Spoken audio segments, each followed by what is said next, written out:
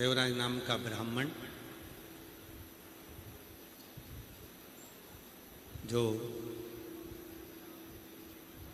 ब्राह्मण कुल में जन्म तो ले लिया, ब्राह्मण के घर में जन्म तो ले लिया, पर ब्राह्मण कर्म से वंचित था। वो ब्राह्मण कर्म नहीं करता है।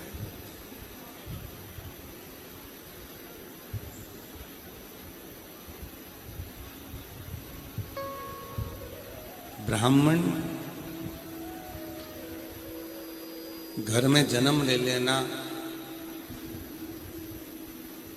एक अलग विषय है, पर ब्राह्मण होकर अपना कर्म ना करना एक अलग विषय।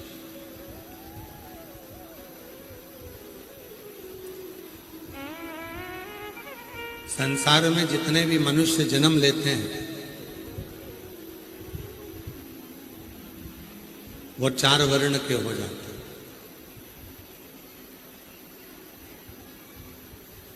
प्रत्येक मनुष्य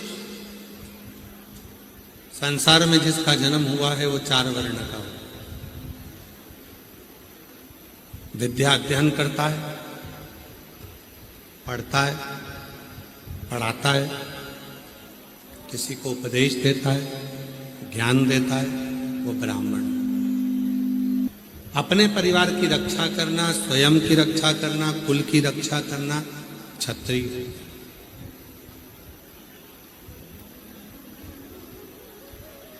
धन एकत्रित करना, उस धन का सदुपयोग करना वैश्य। और स्वयं की सेवा करना, दूसरे की सेवा करना वो शूद्र।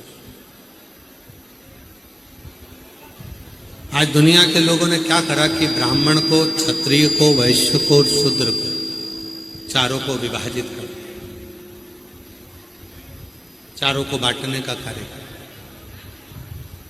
पर शिव महापुराण की कथा कहती है कि भगवान जब मनुष्य का जन्म देता है, मानव की देह देता है, तो उसको केवल एक बनाकर भेजता है, वो मनुष्य।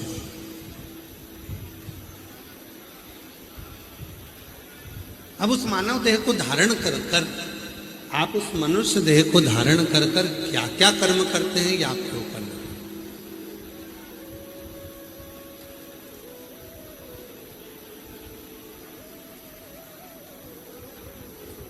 क्या कर्म कर रहे हैं ये आपके ऊपर निर्भर है।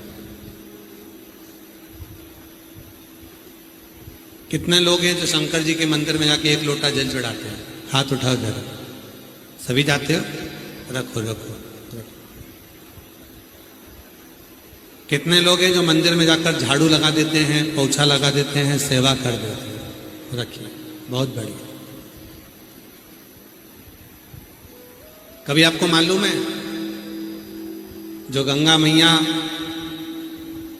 बलिया के नजदीक में बह रही हैं, जो गंगा मैया भगवान शंकर की जटा में आकर विराजमान है, जो गंगा मैया भागीरथ बाबा के कहने पर मृत्यु लोक में आकर निवास करती हैं।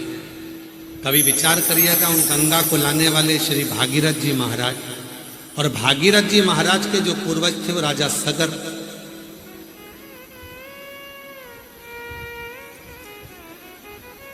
कभी विचार करिएगा कि वो राजा सगर का जन्म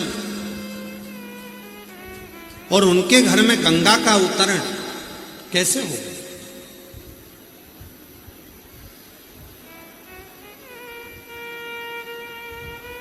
राजा सगर के पिताजी बाहु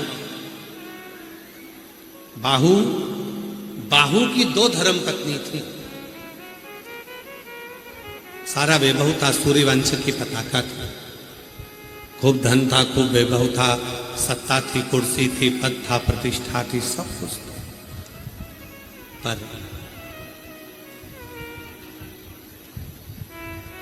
कुछ लोगों ने साथ बनाया, मित्र बन गया, और मित्र बनकर धीरे धीरे उसको गलत मार्ग पर लेकर चले गए और उसको अहंकार उत्पन्न करा।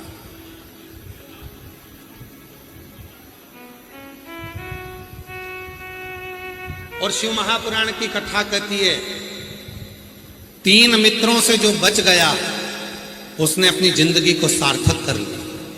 पहला मित्र है ताली, प्रशंसा करने वालों से थोड़ा दूर रहना, एक दिन तुम्हें धक्का मार कर रहेंगे। दूसरे नंबर पर है थाली, होटल में ले जाकर खिलाने वालों से थोड़ी दूरी बनाकर रखना। आज तुम्हें होटल में ले जाकर खिला रहे हैं, एक दिन तुम्हारा पूरा धन वही खा जाएंगे, इसलिए थोड़ी दूरी बनाकर रखना।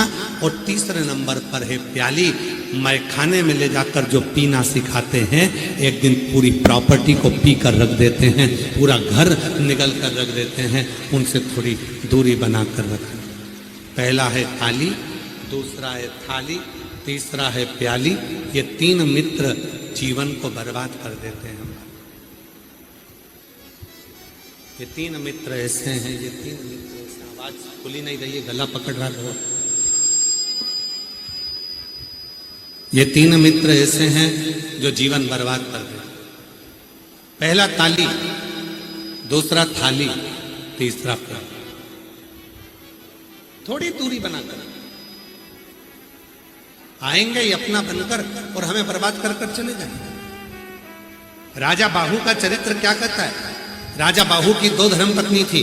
मित्रों ने दोस्ती बनाई, दोस्ती बनाकर धीरे धीरे धीरे धीरे आक्रमण करा, पूरी सत्ता को अपना बना लिया। और बनाने के बाद राजा बाहु को दरवाजे से बाहर कर दिया, नगर से बाहर हो गए। खुद के अभिमान के कारण, खुद की सत्ता वैभव का जो अभिमत्ता थी, अहंकार था, उसके कारण बाहर धीरे धीरे बाहर जाते जाते जाते जाते जाते जाते जंगल में पहुंच जाते, वन में चले जाते। वन में जाकर निवास करने लगते हैं महाराज, वन में चले जाते, वन में बड़े दुखी थे, नेत्रों से नीर बह रहा है राजा बाहु।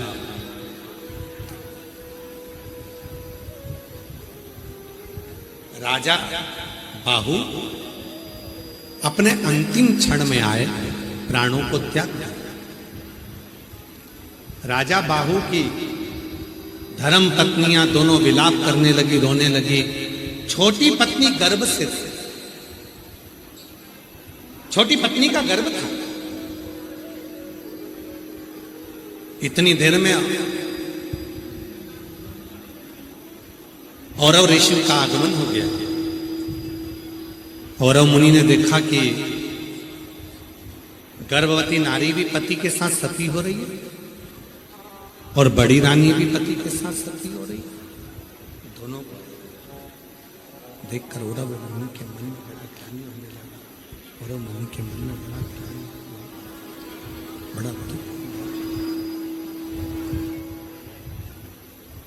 औरव मुनि के मन में बड़ी ग्लानि हुई कि ये अपने पति के साथ सती हो रही, पति के साथ।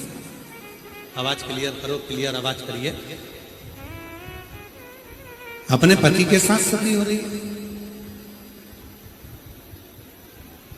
औरव मुनि ने समझाया उन दोनों धर्म पत्नियों को कि तुम गर्भ से, तुम्हारे गर्भ में बच्चा है और तुम गर्भ से, गर्भ में बच्चा है, गर्भ का बच्चा, तुम्हारे गर्भ में जो बच्चा है, तुम्हारे गर्भ में बच्चा है, अगर तुम अपने पति के साथ प्राणों को त्याग देती हो तो ये बच्चा भी मर जाएगा और तुम्हें बाल हत्या का दोष नहीं। तुम मरो मत, प्राण मत त्याग। पति का अंतिम संस्कार करवाया। औरव मुनि दोनों को अपने साथ ले गए। एक दिन राजा बाहु की पत्नियों ने हाथ जोड़कर विनय करा कि हमारे पति का पूरा वैभव चला गया, सत्ता चली गई, राज्य चले गया, धन चले गया, संपदा चली गई, सारा वैभव चले गया, सारा सत्ता चली गई। अगर हमारे पति के वैभव को, हमारे पति की सत्ता को, हमारे पति के धन को, कुर्सी को, पद को, प्रतिष्ठा को वापिस अगर पाना हो तो क्या करना चाहिए? तब औरव मुनि ने कहा कि एक काम करो, शिव के शिवालय में चले जाओ।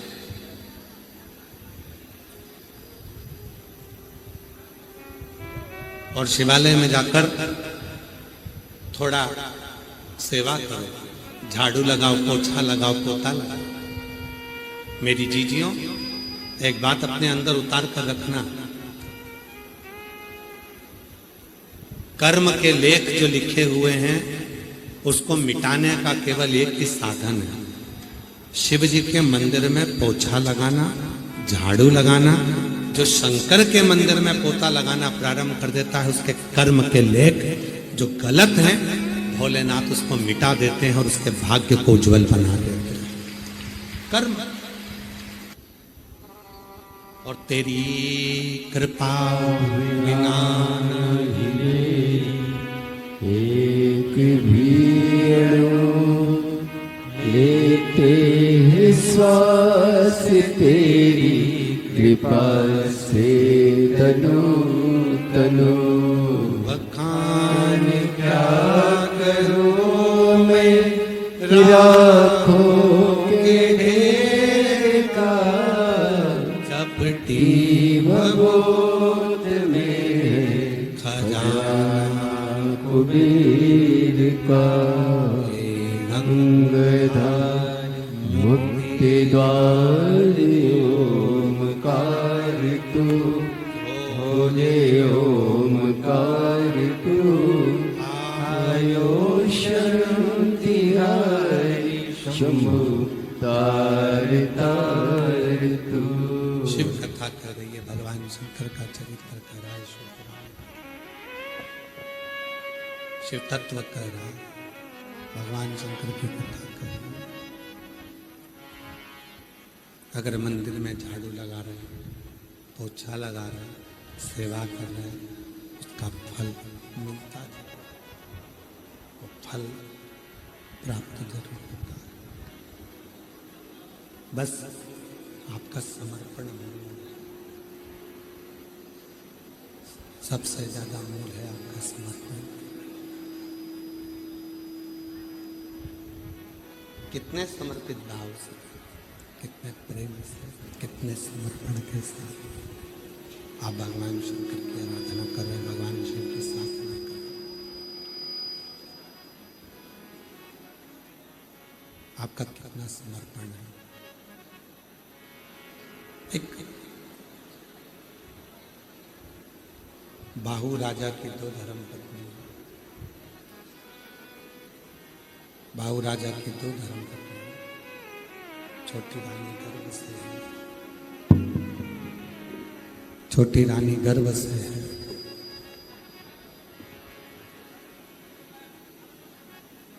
और ऋषि ने केवल एक ही काम दिया कि झाड़ू लगाना, पोछा लगाना, शिव मंदिर की सेवा का।